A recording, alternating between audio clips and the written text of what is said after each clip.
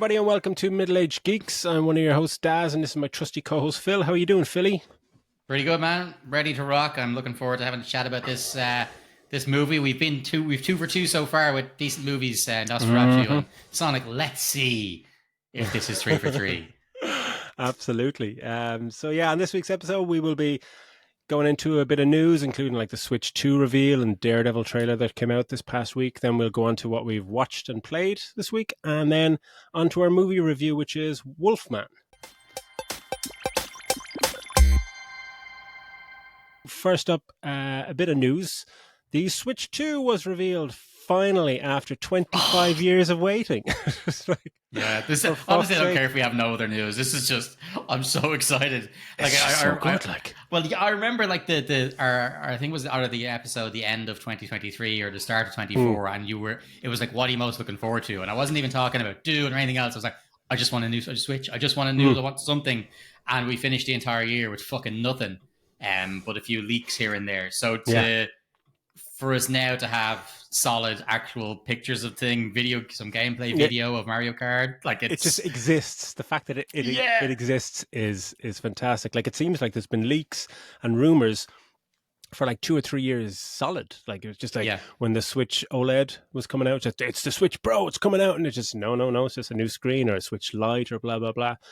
And it's just like reaction around, like, it's not really mixed, like, because there's nothing really to go on in terms of specs or anything like that. We just know there's a Mario Kart. Like, they didn't tell us, they put it on the screen for a second, you're like, okay. But some people are saying it's very safe, but like Nintendo, I think safe is exactly what it needed. 100%. Because they reinvented the wheel. What we're doing, like, the Switch was like, holy shit. Because they've gone, people say, it doesn't have the graphics of whatever one was on at the the time, the PS4 and stuff. It wasn't supposed to. This was a handheld console that you can play on your telly. You can't walk around with a fucking PS4 in your hands. Like, this is something you can take on the bus, and like, to have something that, like, as of last year when Tears of the Kingdom came out, to have something in 2024 that like, they were still getting those amazing looking games on this thing you can have on the bus or have on your commute. So, like, I don't think people needed anything so fantastic. They've got a great thing that started with the Wii, with the motion sensor and all the rest of it. Like, they've already got a great setup there, and it made sense just to give us a more powerful one. I mean, if all this might be the thing is, I was wondering, is this the first time they've done a console that isn't wildly different? I mean, the SNES to the 64 is only like, I think of the kind of still is a sequel console. The first time they had two after something, Yeah, like, it's so different. I think they have to learn. They've learned from because obviously the Wii was fucking earth shattering in terms of its sales numbers and reinventing the wheel, as you said. So would the Wii U be? Wii U? And would the Wii U be called? Was like, yeah. Well, will that be called? Is this a new thing? Is it it was just mismarketed and just completely no one had a clue what the Wii U was, and it failed a colossal failure. So, like, this time, I mean, safe is the way to do it. It's just like, only last month, I think the Switch became the second biggest selling games console of all time behind the PlayStation 2.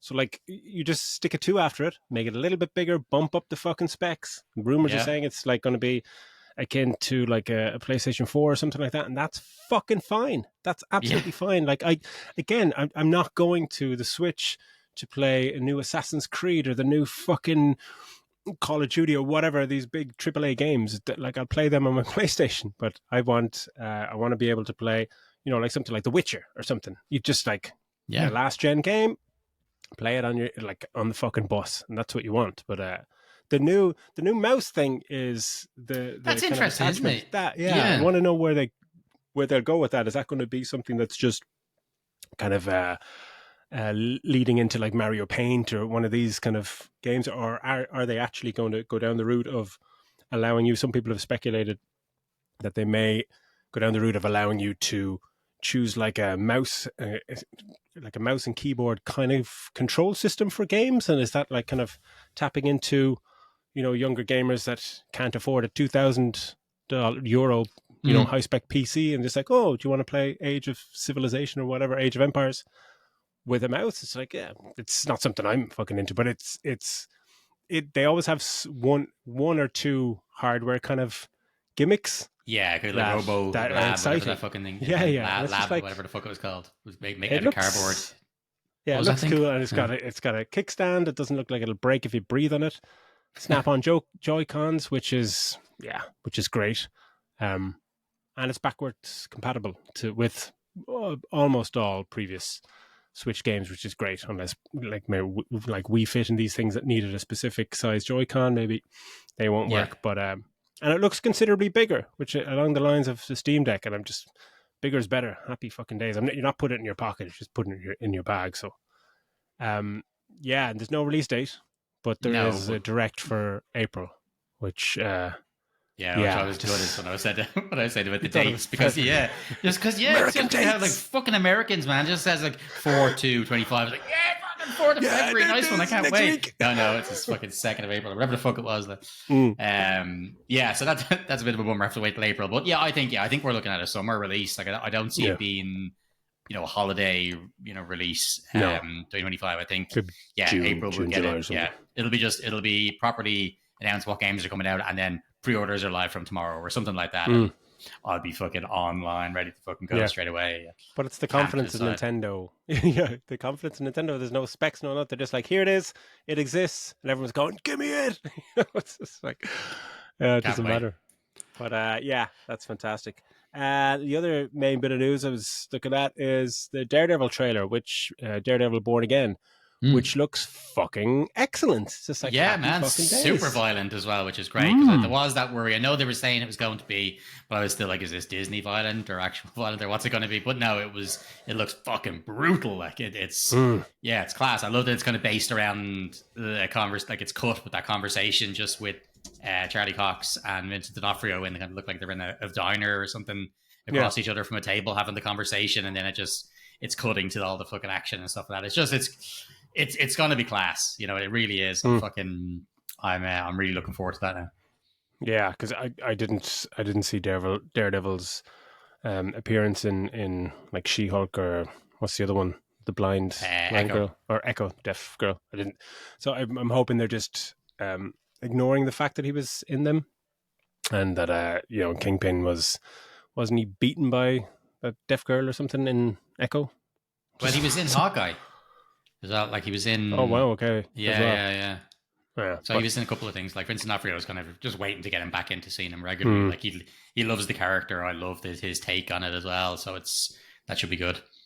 Yeah, I cannot wait for that. Any other news particularly fancy this week? No, nothing really. I mean, just there was obviously the very sad news of David Lynch passing away. I mean, whether you like him or whether you don't like him, he was an absolute visionary. So I didn't get a lot of his stuff. I just didn't get him really, I suppose.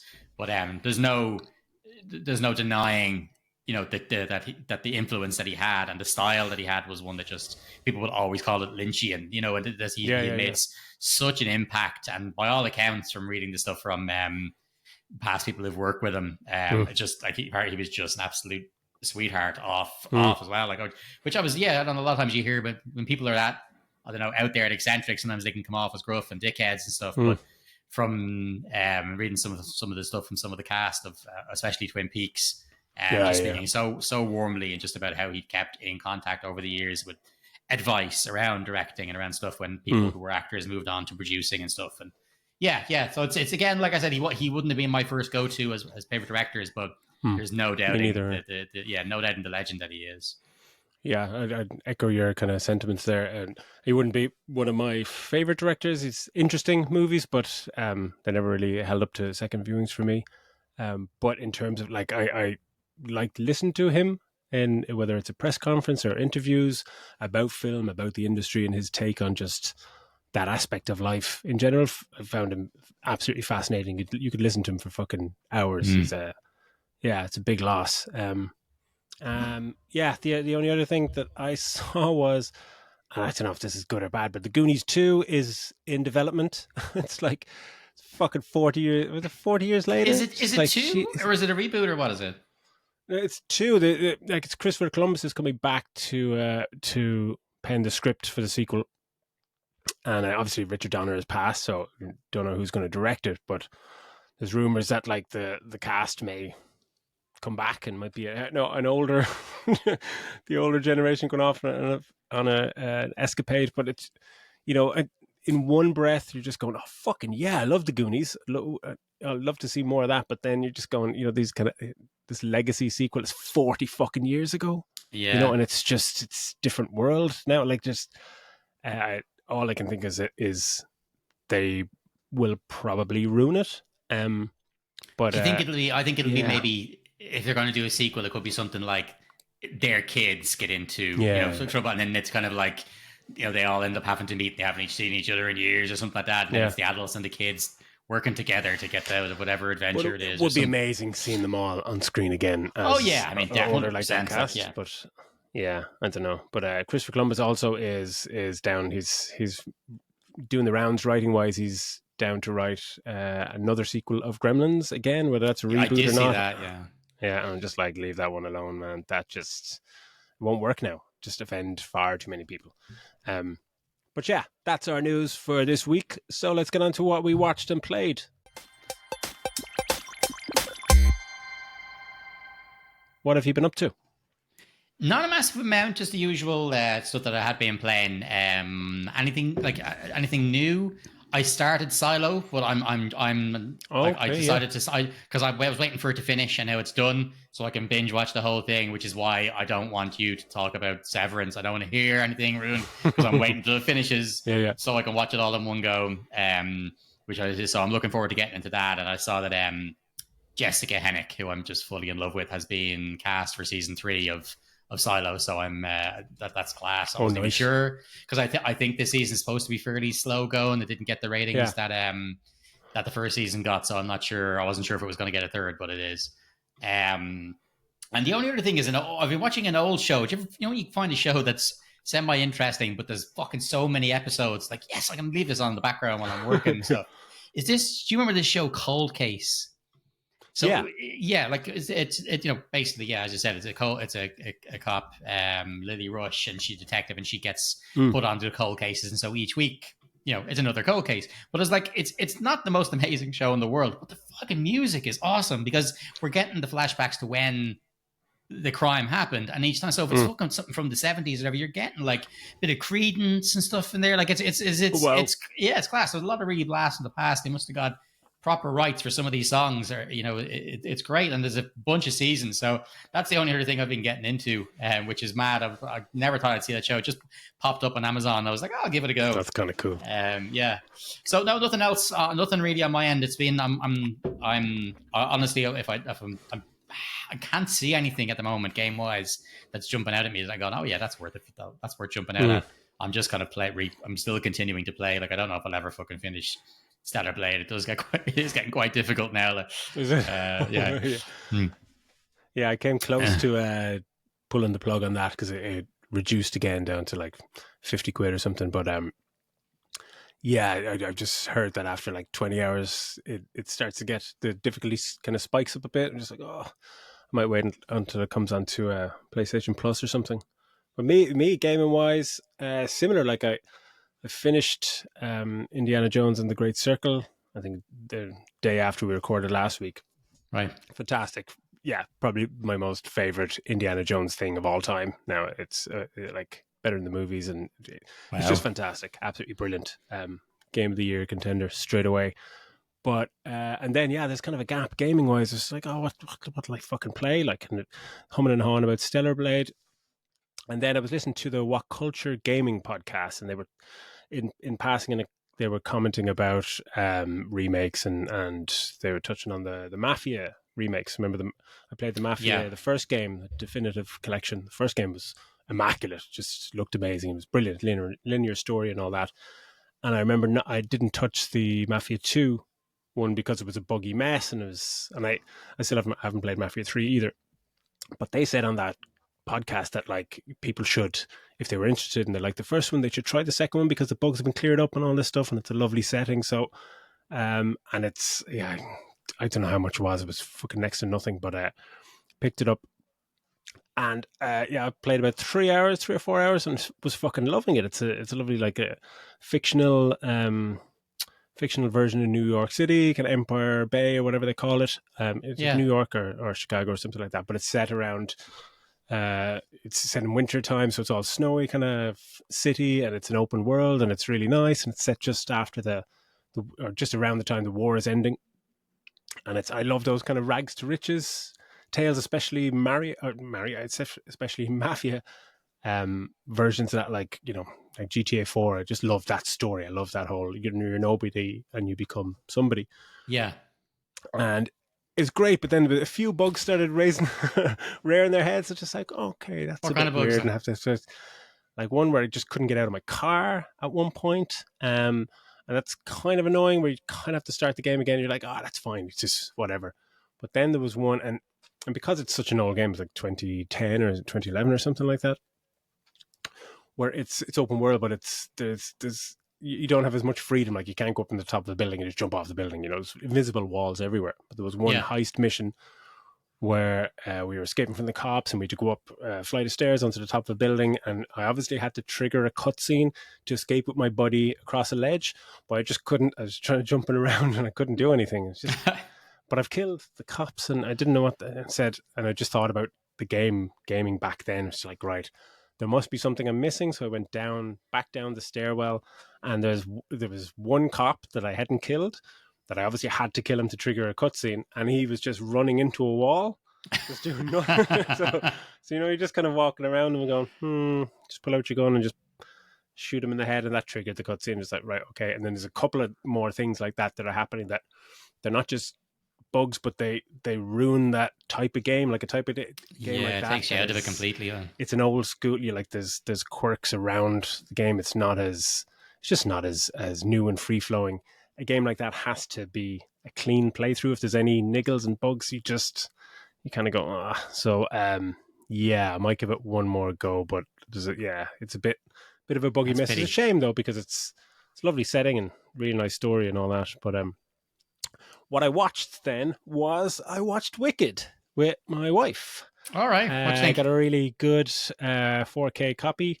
Played it, last weekend, or a few days ago. We watched it because Ali had watched it with my daughter Alma in the cinema, and I was like, it's 2 hours 40 minutes. You're not getting to watch all of that.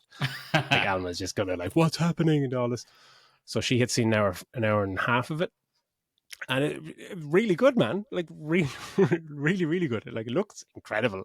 The colors, set design, and costumes are absolute top notch. The music is amazing. It made me think of the Joker 2 and just how shit that was as a musical in terms of what they're actually singing songs. And that song has something to do with something I did 2 minutes ago, and it's like, whatever. But this is properly. The story is in the songs. It's fantastic.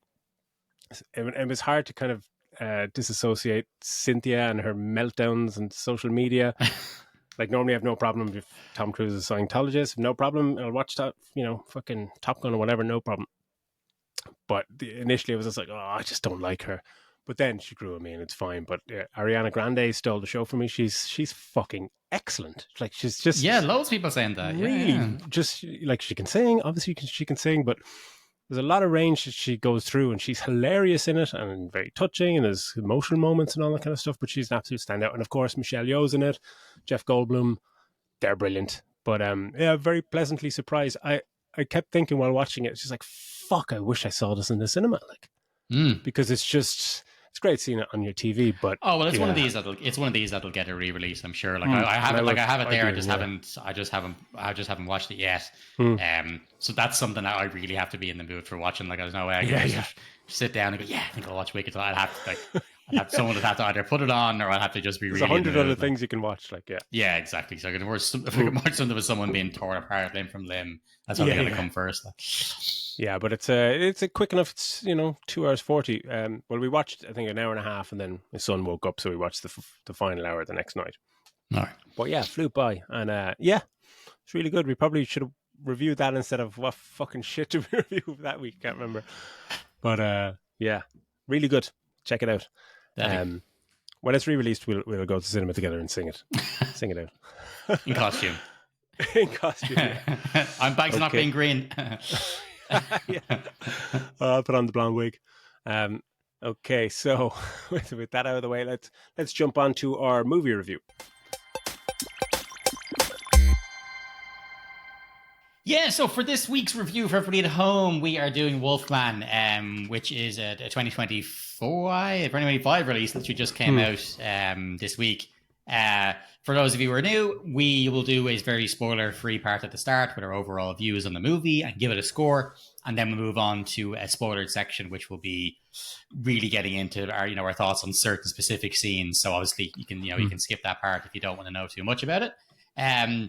This one I think I had high hopes for, Daz, because of the writer and director.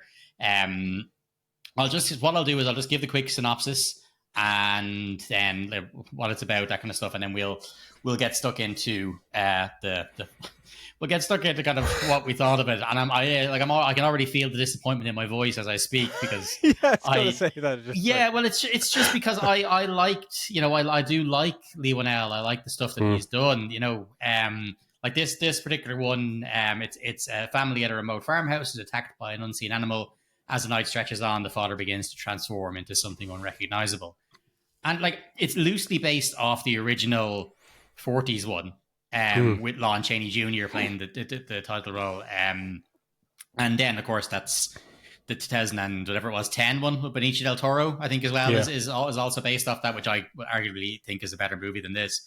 And like they've I don't really think they've kind of, the story has changed a good bit, but they've kept the look of the werewolf very old. Like, it's a very 40s kind of look, because I think if you look at, say, werewolves now, they've got this, either they're big, just standing up, on two legs with a big fucking wolf head, like Underworld, or they're just full on actual wolves, like fucking Tyler, whatever the fuck his name is in Twilight, when he's an actual wolf. Did you ever see that the mocap of that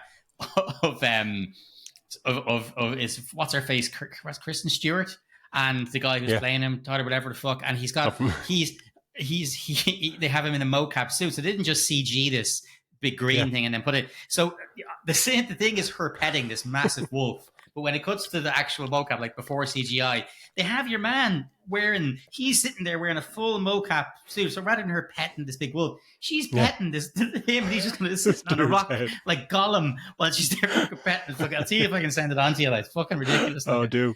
Like, why did he need to be in the scene? Like, it's just, why did he put him in the mocap suit? It's a wolf on 4 fucking legs. It's just, do I really need to be here? Yeah, exactly. This just is fucking.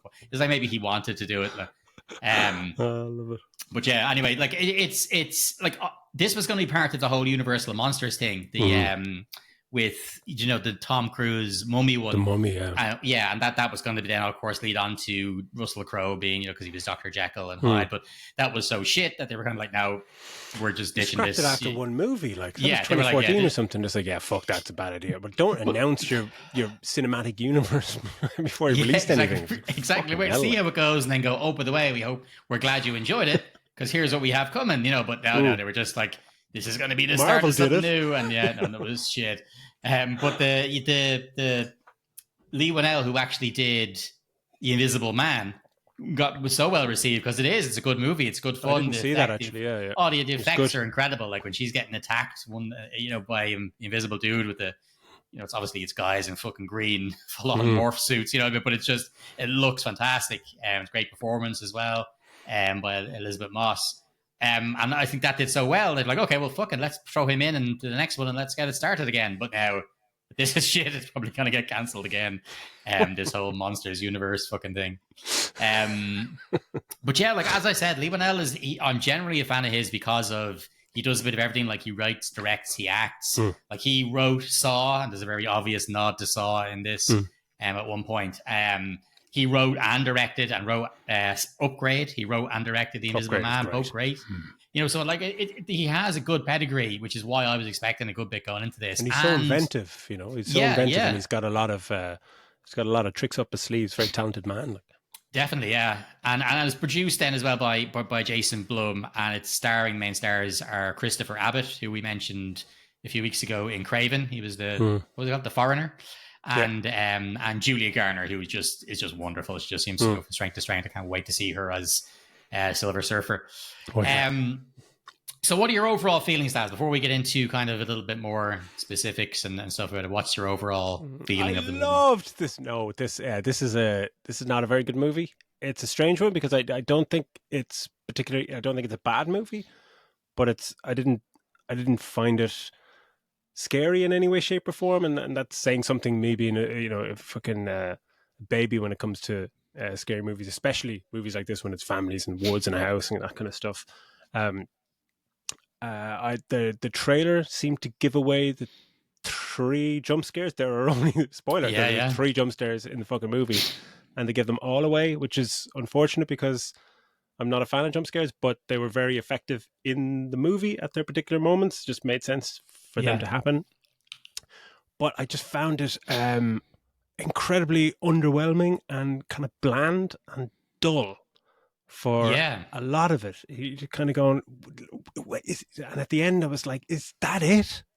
Is that it?" That like the start of the movie, they like there's so many themes that they're kind of not so much leading in with, but there's stuff about generational drama and this kind of like marital upset in the family, like they're not getting on and this kind of stuff, and you're just like, "Ooh, okay," and someone living kind of rurally and going to urban environment and then moving back to rural, and just like, is this gonna, there's interesting themes at play there, and they don't do anything with them No. whatsoever. It just becomes this very plodding survival kind of, not even, it's just a survival thing where people just happen to survive because the plot needs them to. It's very inconsistent in what the wolf can do and speeds that, I just found it very it's just underwhelming, and that's, yeah, it's not the most there's so many grander fucking and more awful words you could use to describe it, but underwhelming really just, I think, cuts to the bone here. I was just going, this,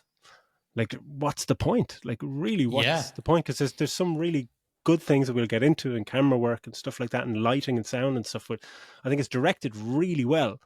Oh, yeah. But it's just, yeah, it's just It feels very like dull. something that Like, was rewritten by multiple people or something, because the pacing is so off. As you said, like the whole idea, as I said in the synopsis, about the marriage and stuff, like as you mentioned there about marriage difficulties or whatever. Like they barely introduced that, and we don't go into and too much of them, and it's really just one incident kind of them in the kitchen where we get that kind of vibe, and they don't really play enough into it for us to get to buy into why they're going off to do this. Like, she's this workaholic, doesn't put in that much fight when they kind of have to go to this cabin, and but yet when we do get introduced to the I suppose the danger and everything that's going to happen, the kick off, that happens so soon. It happens very, very quickly. That I was like, whoa, wow, we're getting right into it. Fucking straight away.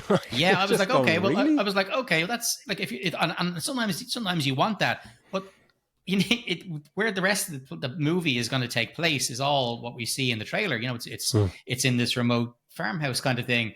Is that you're leaving the whole rest of the movie to take place in this. You're going to have to make it fucking interesting. You're going to have to have some story to it as well. But you don't, as you said, there's like it's dragged to certain parts that are just kind of dragged out and kind of going, is anything going to fucking happen here? Is his transformation seems to happen over fucking hours and what feels like fucking days, but it's going on for fucking it's the forever. longest night. Like, it's just because it happens in one night. I was curious to ask you, like, what were your thoughts on the transformation? Because for me, that it's in the middle of two things. It's like American Werewolf in London and stuff like that, where it's the transformation happens in one fucking scene, and it's like, holy shit, And then there's other stuff like, The Fly, where it's much more gradual and you get more time for the characters to react to kind of what's happening. It's like, oh, a tooth came out, I wonder what that's about. It's just, Yeah. But in this, it's in the middle of the two of them. It happens over a few hours or whatever in one night.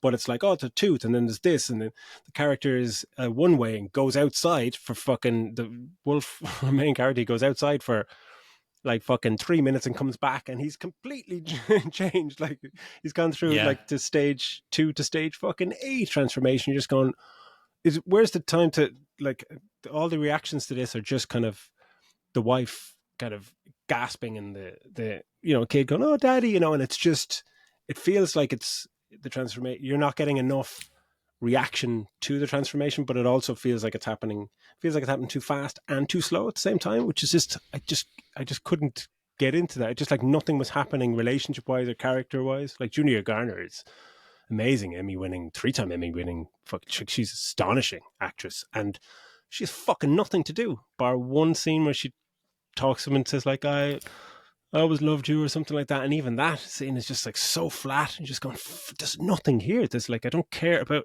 any like this. The kid maybe a little bit, but even it's all just reactions to like, oh shit, a tooth fell out. Oh shit, oh, he's eating his arm. Like what's happening? It's just I found it very it was just strange, just really. Yeah, like here's what I got while watching it, and that whole thing of him getting his becoming the wolf and like the stuff, because he starts to be able to hear stuff and he sees different things, and like that's what it's almost like when Peter Parker gets bitten by the spider, and then we start to see his powers as he gets them. But like this, I was actually thinking when I was watching it and how long they took to do it, I was like, you know what, fucking Morbius getting his powers was more enjoyable than this. Morbius discovering his powers when he was when he's recording notes like a dot, like I've just discovered I can do blah blah blah. I was like, who are those notes for? Nobody's going to read these now. These are just for you. Why you're recording it? You're talking to yourself. It's obviously for the audience. But that his whole montage of getting his powers is better than And it's just it shouldn't be saying that. Morbius is an abomination of a movie. Jesus Christ, no. But that like touches on like cinematography wise. There's like a couple of cool things, and you can see that it's something that the director wrote down on a page and kind of went, I've got this really cool idea to show, from the point of view of the person who is going through the transformation. And the first time to do it's fucking brilliant, because you see from one side and the camera kind of pans around and you start to see what he sees, and there's kind of night vision coming through and he can't understand people. And that's just fucking brilliant. And I think they do that like 2 or 3 times. And because, let's say his wife can understand him, but then when the camera goes to his point of view, he's talking clearly and he can't understand her. And that's great. And I was like, oh, we're going to get this transformation from the point of view of him. Like for the movie, is it like, because that'd be fucking cool. Like, what's it going to be like in his thoughts when he's losing his mind and turning into Wolfman? But that just turns out to be just a really fancy, cool gimmick, because it goes back to normal. It's a straightforward, we're following the family as they try and escape their fucking crazy Wolfman dad. And we never get that point of view of him after a certain point in the movie, which I actually have that word written down. I was like, that would have been really fucking cool. Like that would have elevated. You could do the same movie, but just do it from his perspective and how he's losing his mind and how is he thinking. Because again, it's we get into it, spoilers, but it's very inconsistent about. He goes full wolf, wants to kill them. Then does he? Just what's his motivation? You really want to hear what the fuck he's thinking, and they allude to that, but they don't follow through in it at all. And this movie, because as you say, it's like in our text afterwards, like thankfully it's 90 fucking minutes or whatever, but I'd say there's a lot that was chopped down to get it to that place. And there's certain points we'll get into where it looks like it was cut by committee, like that a focus group kind of went, hey, I don't really understand that. Let's put the kids saying this and then we'll get it. That kind of shit happened a lot. So I have to agree. Yeah, like I think for the most part, like it's such a shame. Like it's shot great. The blacks are so properly dialed in. There's a great scene where you see what he can see and what she can see, what the family can see and stuff. And it's just it's really properly black. And I love that when you kind of what the fuck is out there kind of thing. Some of the shots are gorgeous, but I wrote the word gimmick down as well when it came to that view, that kind of drift in between the two. And I love it. The camera kind of pans around and we see, the kind of vibrant kind of colors and stuff that he is back in, and they just don't understand each other. Yet, when you see in the trailer, I'm not giving, this isn't a spoiler, this is one of the trailers, him writing on the piece of paper, he's still writing English. And he writes a piece of paper and hands it to her because he can't fucking talk. They can't understand each other, yet he's still able to write that word. So he can understand enough to write the word on the paper, word in English, and she can read it. So it's like, well, does he understand English or not? Because he's able to write this word down, and it's just, why didn't she just go, right, well, I'll get a pen and a pad, and if you can't understand what I'm saying, I'll start writing it down, and maybe then you can understand it. That was just a bit confusing as to what why why he's able to read it, but he can't understand it when she's speaking it. It just comes out as like, someone playing it backwards, Yeah, yeah. It was weird. It's just odd. Like, but like the sound, like even the bit when he starts getting, I was going to say it's getting his powers, when he starts, you get a bit of sound design where he's hearing something, he's following it around the house, and you find out what it is and stuff, and that's like a spider on the wall or whatever, and it's like, it's kind of cool. You're just going, but there's a lot of time dedicated to that specific thing that he's going through, and when it's 90 minutes, you're just going, you could kind of get on with it here, but that's it. It's cool. It works as a a pitch piece where you're just going, I've got this cool scene where he hears this blah blah blah, and and you get a sense and everything, and like with the visuals of seeing what he's seeing and hearing what he's hearing, they all work really well as things that should support a greater piece of screenwriting, but they are they're the highlights, and everything around it doesn't match it, and these things are not really that necessary. It's just it's very, very, very odd movie. But the acting is decent, but I think you nailed it on the head though at the start, as you were saying that there's like script wise. I mean, they don't have much to work with. I mean, the performances are really good. I enjoyed both of them. I thought I was buying into both of them. I really thought that at the start we were going to get something different from him and maybe his background. There's just a kind of we'll get into it in the spoiler freak thing, but there's a conversation with the daughter that made me think there was more going on in the past. That he's trying to be a different person or something like that, which they just don't follow. But they don't have a massive amount to do. But I did think they were decent, competent, doing the best they could. Like I think I know you've mentioned cinematography and the effects and stuff. They're good because with Blumhouse, it generally happens like they know how to make the most out of a smaller budget. That's usually what they look. They look like more expensive movies than they really are because of how good they are production wise and what they get from their effects team and production company and all that kind of stuff. But the thing is that this one was actually on a decent sized budget. Like this was 25 million was the budget. And for the most part, it's just set in a remote location. And what's good about remote locations like this at nighttime is that you can get away with messing with the geography a little bit because people don't really know the full layout.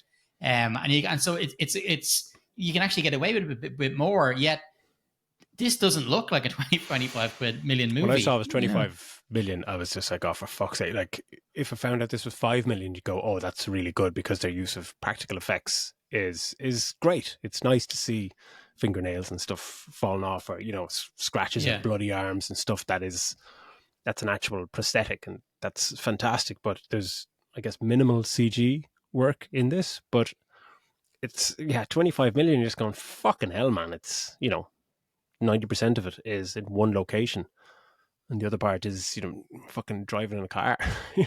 Like the car crash sequence is you can see there's a bit of money in that. You can imagine, but 25 million is like, you don't see that on the screen. You really fucking don't. Like, you think the substance is whatever was it, 20 million, 20 or 30 million or something, and you see that on the screen. It just looks fucking premium. This looked like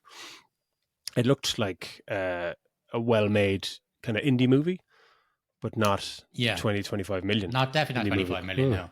I think the one thing, because we haven't mentioned, there is some good stuff in it, and we're not saying that it's all terrible. I thought the sound design was excellent. I love the sound design. Like there's so much of it that's made to sound like it's a wolf when it's not really. There's a part where he's kind of at the sink doing dishes, and everything's making these growling noises that aren't actually what they are. There's really good use of sound in this to kind of not only keep you on edge, but just really clever use of it. I really thought that was the kind of standout thing to me. As I was listening to it, I was like, actually, this is great. The kind of, is it out? Is there something else inside the house? Is it off? Like that thing you said with the spider, you can hear the scratching about. Yeah, it's great. What the fuck is this going to be? And of course, for an arachnophobe like me, it was horrific. But I was like, if this spider jumps, man, I'm going to lose it. He's going to leave his face. But I love the sound design. What did you think of that? Oh, it's just, excellent. It's just lots of, like when you're in a remote location like that, sound design is going to be paramount.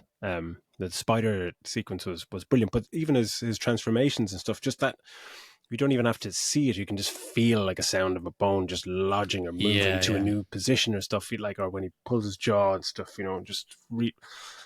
just locks it. Simple things like that, but it was more terrifying than anything I was watching.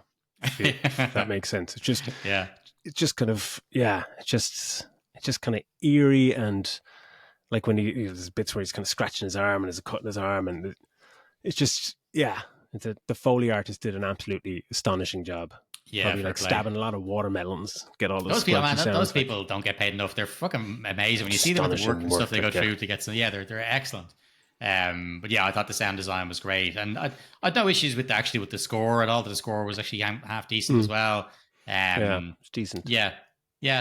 Is there anything else on the movie itself before we give our final scores and move on to Spoiler Town? No, not really. It's just like, just the fact that it seemed like a really good setup for something, and got to a point, and there was that point where you get the shift to you get an idea that might be seeing it from his perspective, and that I perked up in the cinema at that point because I was in the cinema on my own. Like, no, I went to fucking see this movie. But the minute they pivoted away from that aspect, lost me completely, and it just kind of plodded along until its resolution. And I just thought that I don't even know, can't even tell when the last act started, because it seemed like the last act was the last fucking 60 minutes of it. Yeah, the end of it I thought was just so lame. Yeah, I think I'd agree with regards to the especially with regards to the writing, like what Lee Whannell should have done maybe was just completely write his own story. I think he was trying to be faithful to the original 1940s one, which is, it's slightly different kind of story, but it's still someone and family member passing and going up to the thing. I think it's a brother, I think, in the original. But anyway, he's kind of kept, maybe it's because he tried to stick to something to do an homage to that movie. Yeah. Maybe if he just went off into his own kind of penned his own script, we could have got something a bit cooler, a bit different. But it's a bummer. What would you give it? Yeah, if I'd give it 2 stars, one for the sound and one because I thought the performances were competent, but I didn't think it was a very good movie, unfortunately. Yeah, 2 for me as well. Exact same. It's just the sound design was good, and some of the gore and kind of body morphing body brutality kind of stuff was interesting. You can't deny that the very practical stuff done, like the camera work, the way it's shot, all kind of stuff. That's all grand. There's no real complaints there from that, but it's just plot wise, script wise, dialogue is just oof. Go see it. Yeah, don't go see it. So look, we'll move on then to Spoiler Town. So that's the end of the non-spoiler section. So yeah, like from the movie kind of kicks off that it's back to like 30 years previous, and it's a young boy and his father, which we turns out is Blake, played by Abbott. Did you see that coming straight from the off? Because you're always very good with that. You're just going, he's the other wolf. Yeah, 100%. Actually, I have it here in my notes as well. I was like, straight away, they showed the thing. Because it was kind of confirmed for me when you saw your man running around and you hear him talking on the radio and stuff. When they show his tattoo, that's when I went, he's going to be the wolf. Because that was because there's no reason to show that tattoo at all. Like they're out in the woods. Yeah. I missed the tattoo thing actually. I got in late, but I knew. I just knew it was his dad. Like it was confirmed in the following kind of scene nearly for me. So like he's out in the woods and with his dad, and then some sort of creature is coming along, and so they hide inside a deer blind. And while they're inside this blind, something is running around, and he takes a shot, doesn't see it. But when they get back to the house later, young Blake walks in, he hears his dad talking on the radio, and he's mentioning about, the legends are true, there's definitely something up here, blah, blah. And then they fucking zoom in and show a tattoo on his arm. I was like, okay, that's going to be shown later on, there's 100%. And then like when we cut to the next part, it's kind of him with his kid, and this is the part I thought maybe they might go more into the plot, which is like he's walking along the street with his kid, and he gives out to her because she's not listening to him. She's ignoring him. He's telling her to get down off this thing, and she jumps. Yeah. He's like, why wouldn't you listen to me? And then he goes, look, I didn't mean to get angry. That's not who I want to be. And it's just this thing like he's letting his temper go. It's like, oh, are we going to find out that did he do something in the past? Was he aggressive with his wife, aggressive with his kids? Was there something there? Like Jack Torrance fucking, had gotten pissed and hurt Danny in The Shining, that kind of thing. You're like, is there something there in the past that we won't see, but we'll hear about? But they just don't visit it again, that part of it. That's the problem. It's just like that theme of like, you don't want to become your father and all that stuff. And then, and that's laying the groundwork for him not wanting to become a wolfman like his dad because being bit by his dad, and just like, but that's a fucking those two things don't work together. Like, it needs to be something with his kid. It's just. Well, they think. I assume they think that hammering that home in that opening flashback scene when he's talking to his unseen friend on the phone, he's like, "Don't you want to protect your boy? Well, maybe that's our job. Don't you want to protect your kid?" And then, of course, he tells his daughter, "That's my job. My job as dad is to protect you." Like, is that the really weak link that you're making to these two things? Like, it's just. Yeah, it just wasn't great. I actually just on the kid. Enough, I wonder if, because her name is Ginger, is the kid. Is it after the movie? Do you ever see Ginger Snaps? Is it Ginger Snaps with Catherine Isabel? No. So it's a werewolf movie as well, and I wonder is it that it's kind of a werewolf movie that's kind of written as if the becoming a werewolf is a girl having getting her first period, and that's kind of what it's about, and I think that's the thing. So I assume maybe it's kind of a nod to another werewolf movie. Is that why they must be named her that? Yeah, I'm not sure, but it's like the marriage or whatever is going through a rough spot. But we only get that scene when they're in the apartment together. Yeah, he's getting stuff ready for whatever dinner. His daughter's playing. She's put lipstick on him, and they're playing around the place. The mom comes in, and she's on an important business call, and she just hands him his post, and he's opening it up, and when you see it, it says that his dad has been officially declared dead. He's missing. So straight away, Daz, this is now concrete now for me. I was like, yeah, okay. Tattoo. Theory confirmed. Yeah, he's a 100%. Wolf. He's a wolf. And then, but yeah, he's talking to her then, and this is where I thought we were going to see the aggressive side. He's like, can you take that call in the other room, please? Can you take the call in the other room, please? And she's not bothering anybody. She's sitting with her back to them on the phone, which sounds like a really important business call, and he's just cooking dinner. Why does it matter that she's on the phone? And I thought that was getting him loud. Of an arc. Is that enough of an arc for him to?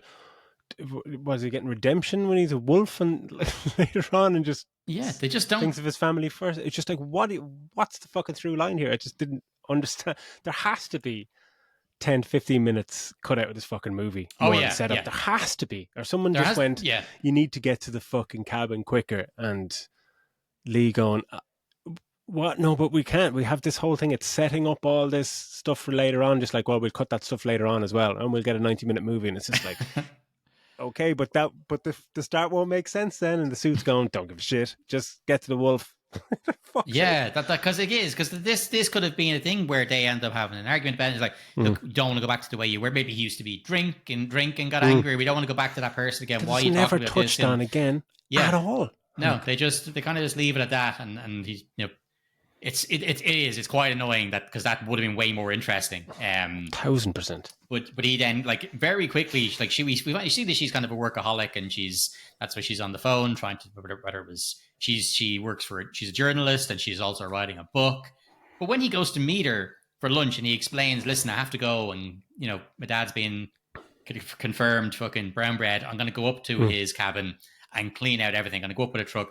Why don't you come with me? And she's like, I can't. I have a fucking job. Like, I can't just go. And he's like, you can just work remotely. We'll go up there for the whole summer. I was like, hang on a second. That's the thing. Like the summer. I just thought a weekend. Just like, all right. Just drops it on her. We're going to go. And she's like, oh, all right. And then so apparently they agree because hopefully it'll fix their marriage. But it's also, isn't this the house, the kind of creepy shit with the weird fucking creature going around? Just like, come on, man.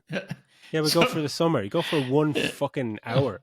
You like it. So he's obviously blanked that out as a traumatic memory from his childhood, because they get their like a U-Haul style van thing, and off they go, and they're straight gone. So this is where, and I thought again, that is where they should have spent more time. Is that they go up and they meet this dude Derek, who's a creepy fucking dickhead neighbor guy, and.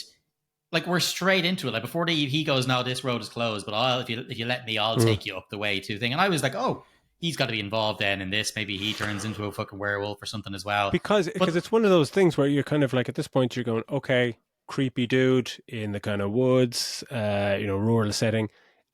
If it's played well, it always works, whatever context. And he is kind of creepy and kind of weird, but he's so ridiculously creepy that it's like, why is his wife and kid the only people in, apart from like why are they the only people that realize that this guy is fucking weird, and yeah, he's talking at her really weird, degrading or whatever, and looking at her, leering at her and stuff.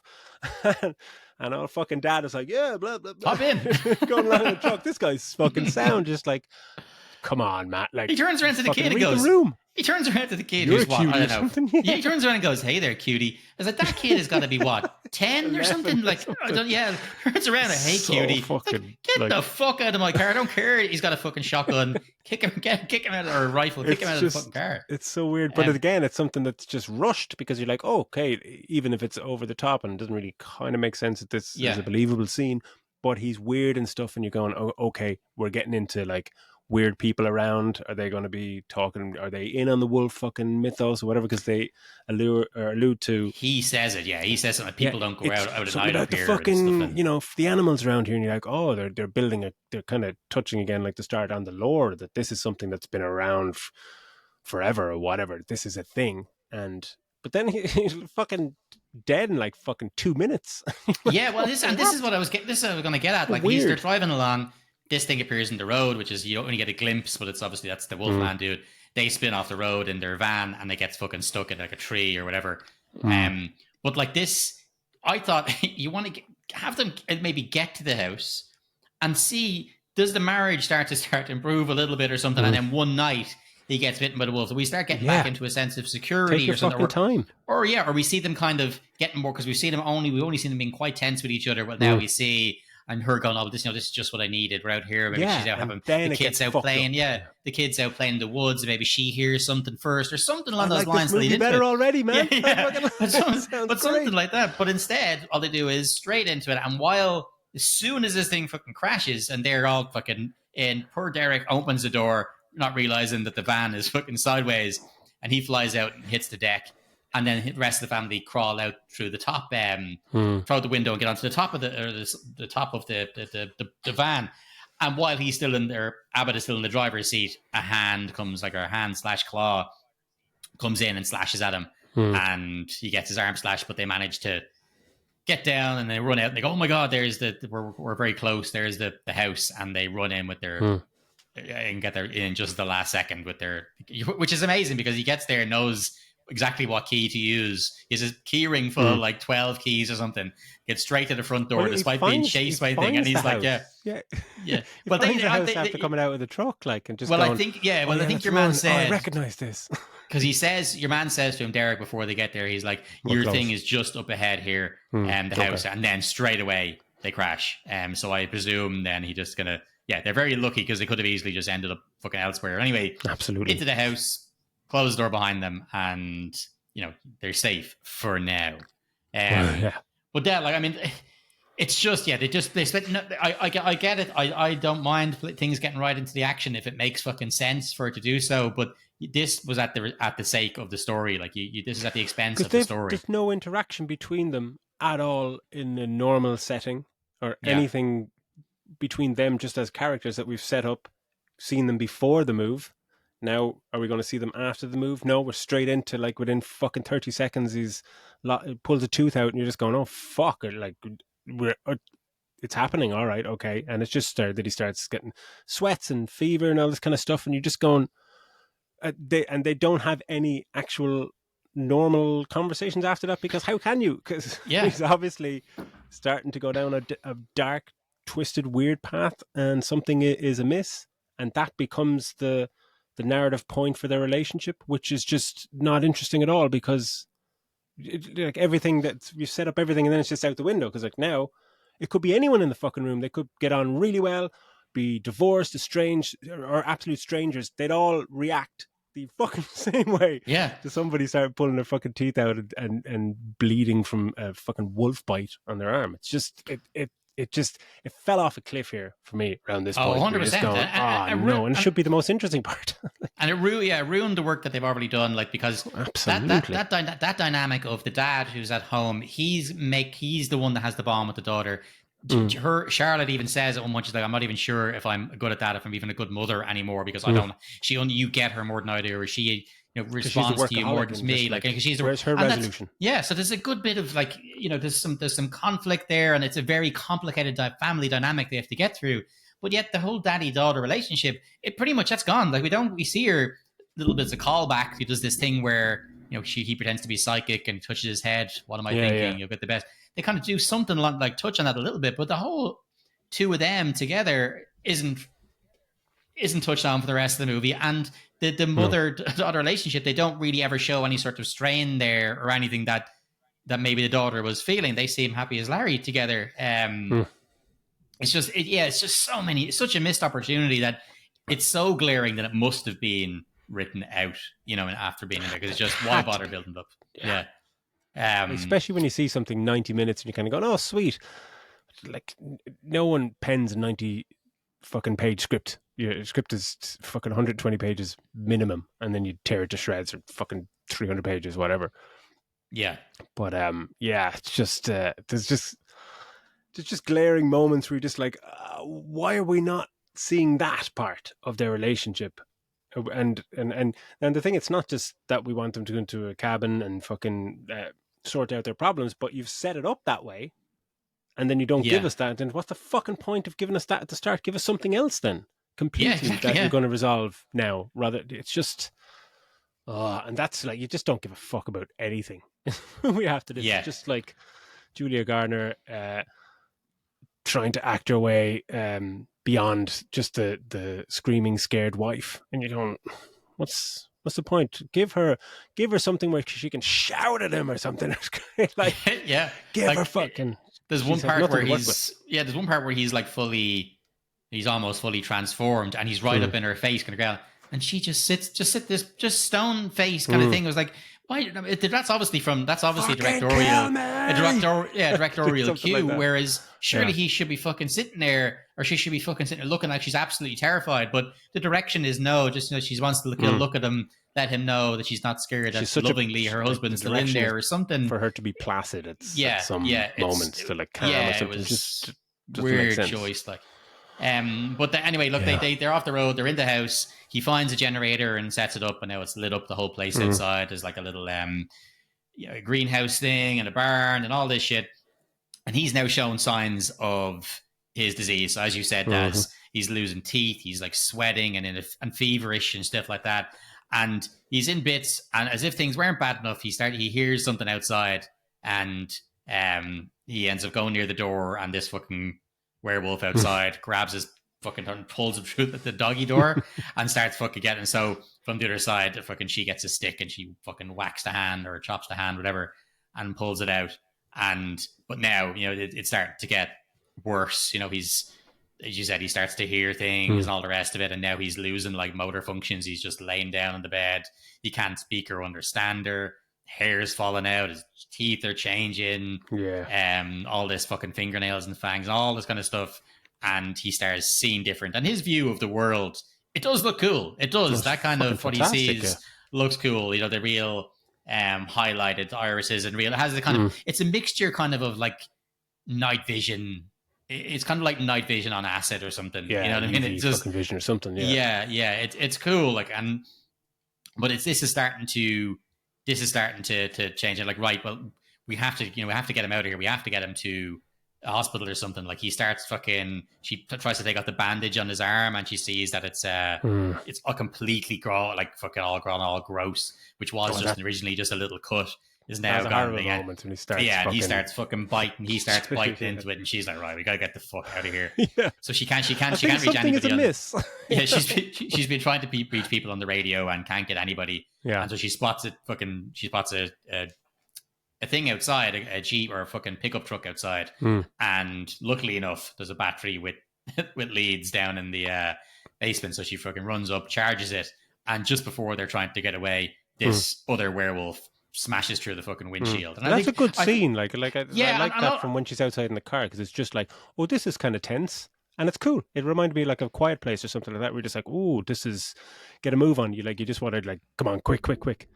That's really good. But it's what happens before and after is a bit shy. Yeah, and I think I actually thought when this happened that I was like, oh, fair play to them in the trailer, because inside, if you just watch the trailer to this, you wouldn't know there was two werewolves, apart from obviously him getting his first bite. But this scene, they make it out like it's in the trailer. It makes it out like this is the dad attacking the Julia Garner in the car, and there's and then there's a part at the start as well in the trailer. There's a part in the trailer where Julia Garner is up against the wall, terrified with her kid, and really that's her terrified of the second werewolf. Yeah. But again, in the trailer, they make it out like it's Blake they're scared of, and that was good work by the people that made the trailer. That jump scare works brilliantly, and it's great that like it's the windows kind of covered with fucking shit, and then when the wipers turn on, you see him out the window, and it's proper like, oh yeah, that's good, because that's a good fucking jump scare because it works for the fucking story. Like, and it's obviously they don't get to drive away in this lovely pickup, so they're fucking thing, and like this is so it's werewolf against werewolf here, but he's telling them to get back to the house, so he's still able to communicate to them. So he kind of goes, so he grunts at them and points at the house, telling Julia Garner, Charlotte, telling her, grab Ginger and get back to the house. So he's still able to communicate with her. Yeah. So like that means if you saw from his point of view, where like is his thought, is he kind of going, Jesus Christ, I'm a wolf, but hold on, if you guys go in there, I'm going to lure him over this way, and then you get away, and I'm going to fucking eat him or kill him or whatever. But I'm crazy. I'm a wolf. I don't know what I'm doing. It's like, well, you do know what you're doing, because you seem probably cognitive functions are working at times. It's just things being work out because the plot needs to happen a lot of the time for the rest of this movie anyway. Like, is he a mindless creature or not? Because like the dad obviously is, even up to the all end, he wants to do still is eat. Conscious about family and stuff, and it's just like, is he ever really that much of a threat? There's so many times we'll get to it where he could kill his family very easily, and he's stalking them and stuff and can see them in the dark, but he doesn't. So what's the fucking threat? Like, what? Yeah. That actually, do you know what scene was I didn't like at all? Was that when they're hiding? This was maybe before they get to the pickup truck. They're hiding they get on top of that material greenhouse thing, which is like, if I think it's just like metal bars with like a canvas thing over it, and very slowly it starts to kind of, the staples that hold it together are kind of breaking. But like, as if that wasn't enough, the other wolf is down below, and we don't really get to see the slashes. The slashes appear because the other wolf is down below, and he's jumping up and he's using his claws. It was already about to break. Now he's put like a bunch of slashes, and it still hasn't collapsed. So like, and the lack of tension in that scene is astonishing. Just like, why is there no tension here? Like, they're just hiding from this guy, but we can't see him. I think this might be the part actually where he tells them to run towards the house. That's when he tells them, they're hiding there. He goes run towards the house, and he lures them off. And it's just they're back when they're back inside the house. I think isn't it what they hear, the kind of noise of like fucking growling and blah blah blah, and then they find the woods, and then you think that one of them's after being killed. So surely it's the guy who's just after becoming a wolf and doesn't know what's going on, but no, it's not. But yeah, it's just like it's the more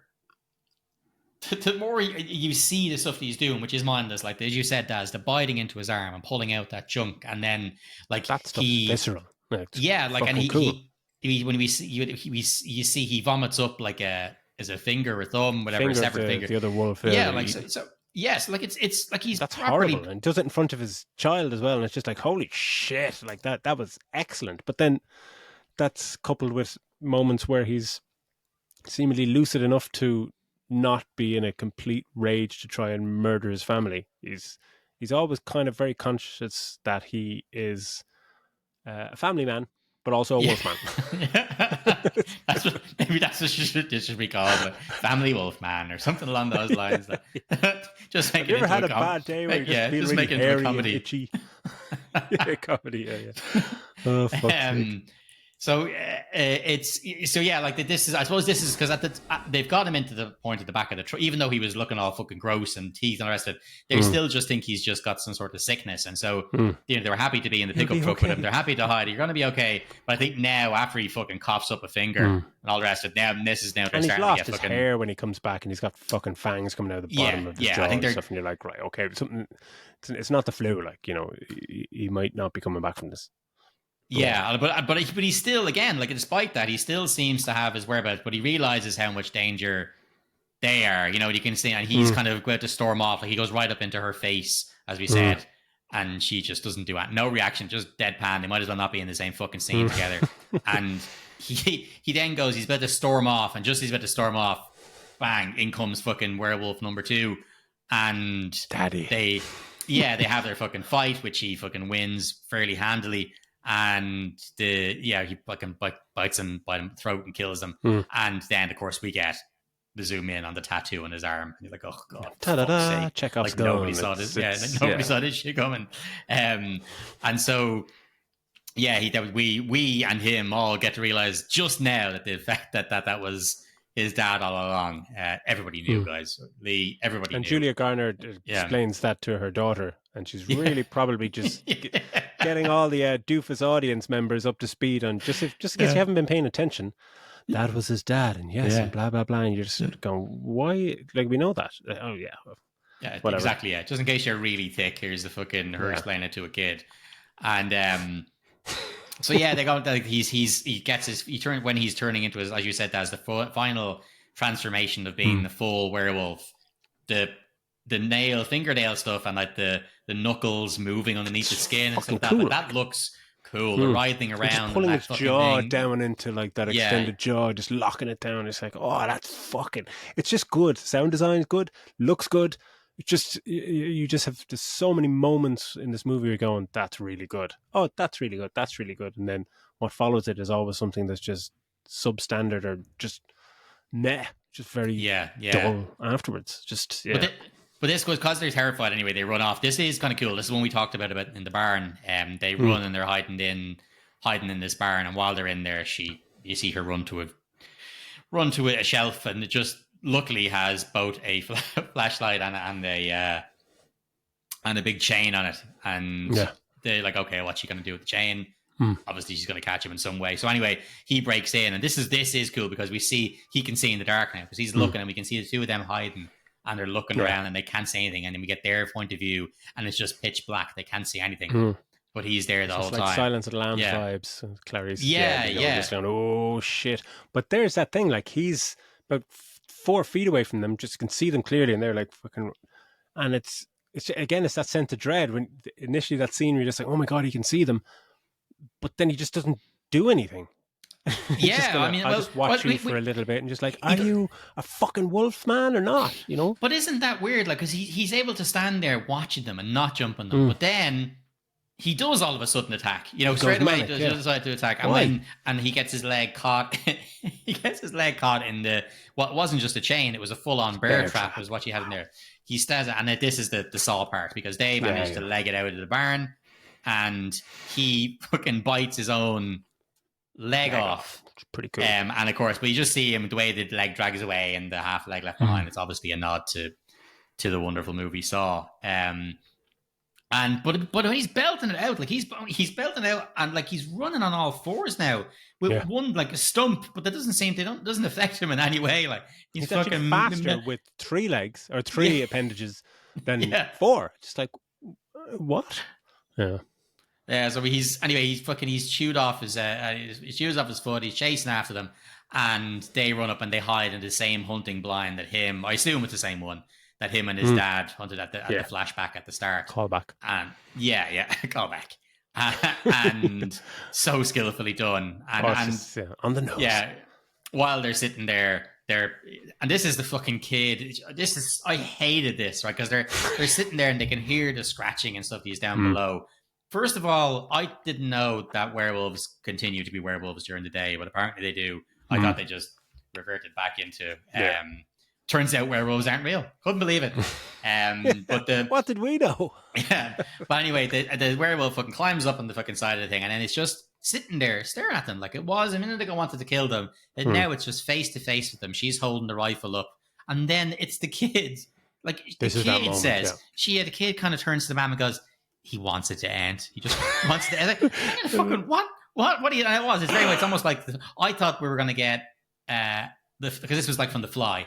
I thought he was going to reach up, take the barrel, put it to his noggin. 100%, or just put his head into the fucking barrel and give a call back to a better movie. Infinitely better movie. But it's the daughter telling the man, no, he wants to shoot it. And you know the daughter is telling us that like this is 100% an added line reshoot, where a focus group went in and went, oh yeah, it's good, and just like, but why did she murder him at the end? Like he wasn't doing anything. Just like, oh my god, do you not fucking realize? Like 100% director in this scene and director of Lee's caliber, that it's been shown, and you can see it as he's trying to emote, and there's no fucking words said, and it would have just been a lovely moment where it's just like, and she could start crying, and she knows then that she has to do it, and just don't say a word, and that would just play out well. And then the kid like, Mom, he wants it to end. She's like, I fucking know he wants it to end. I'm fucking having a moment here, you stupid bitch. Like, oh my god, that just yeah. There was no one in the cinema, but I was like, oh fuck off, man. Audibly, just horrendous. It was terrible. Like it's so bad. Yeah. And that's pretty much the end. That they climb down from the blind. He's lying there, and he dies, and then they go off and they look at, they're in this valley that he mentioned at the start. They just have a moment and they look at the valley. Yeah, well, he tells at the start, like, how beautiful Oregon is. Which, by the way, Oregon is one of the places I do want to go in America. It looks amazing. Fantastic. Where we get to see fuck all of it though. But this is gorgeous. They're looking out over this beautiful valley, and it's great. And that's the end of it. Such a flat shit ending, and it was like, you could at least go out on a fucking banger, dude. Just end it well. You can go, okay, well, look, at least it kind of ended enjoyable. Me and you disagree. It's a good horror movie that me and you disagree on. The Mist. I don't like that movie. Not a fan, but I think the ending is one of my favorite endings to any movie. So even though I don't like the movie, you can still get a great ending. And for me, I've actually rewatched that movie despite not thinking it's amazing, because I know what it's leading up to. Ending I love the ending. Yeah, love the ending. Whereas this, there's nothing. There's no payoff. There's no stick with it because the ending is going to be cool. The ending is just as shit as the rest of it. Like it just kind of flattens out from about hour or minute 30. It just starts to get more flat, and there's just no crescendo whatsoever. The fights with the werewolf and werewolf, it's just like 15 seconds, like throw you in a wall, bite you in the neck, and then he's not menacing because he's no threat, because he's already shown that he's an ample opportunity to murder his family, but he doesn't want to. So what? Where's the dread? Where's the threat? You're never worried about them whatsoever. When he's climbing up on that fucking treehouse, you know he's climbing up and she's going to kill him. And you're just like, give us something. Give us a cool moment. Give us give us fucking anything. And it's just so flat, and it's just so like, oh my god, like you're kind of going, nothing about this is really bad. It's like Megalopolis or these fucking, or Hellboy, that crooked fucking whatever movie.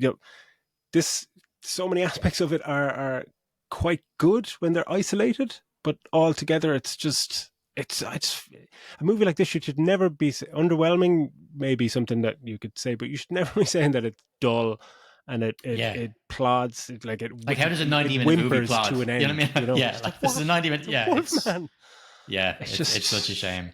Yeah, just the trailer is just like a 4-star movie trailer and a 2-star movie. Yeah, that's fair.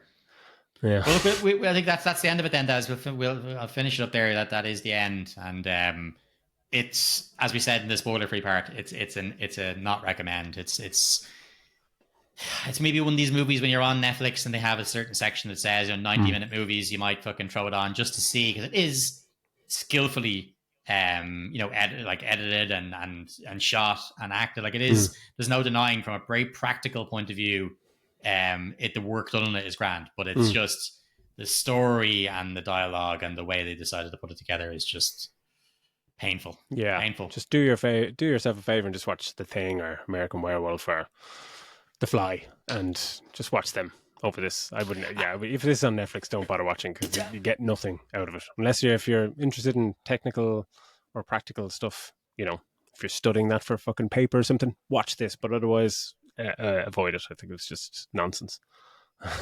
Yeah, I was going to say that just with regards to transformations of wolves, I was just thought of one there. Not a great show, but there's one called Hemlock Grove. I'm pretty sure this is where I I've saw never it. seen that. Yeah. And the wolf like thing, they break your wolf is under. They break out of the skin, as in the skin rips and fur and stuff comes out, and then the Wow. wolf eats the skin, all the bloody skin that's come off. The wolf then eats that. Like, it's fucking badass. You know, it's fucking badass. Cool. And explains why there's not a bunch of fucking skin lying around everywhere. You know, after you make your transformation. But I barely remember the show. I remember it wasn't that good. I kind of watched it because Famke Jensen was in it, like her. But yeah, that's but worth going onto YouTube and looking up the transformation, because it is kind of cool.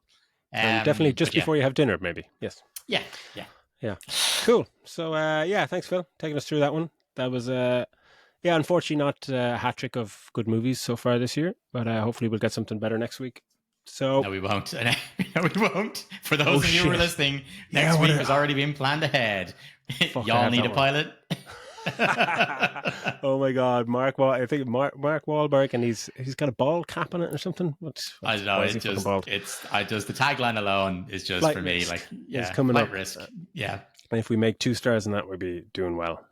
So that's the end of this week's episode. Thanks a million for everyone for getting in touch and giving us feedback and watching, subscribing, streaming, all the above. Keep it coming, and we will talk to you next week. See you later. Take it easy.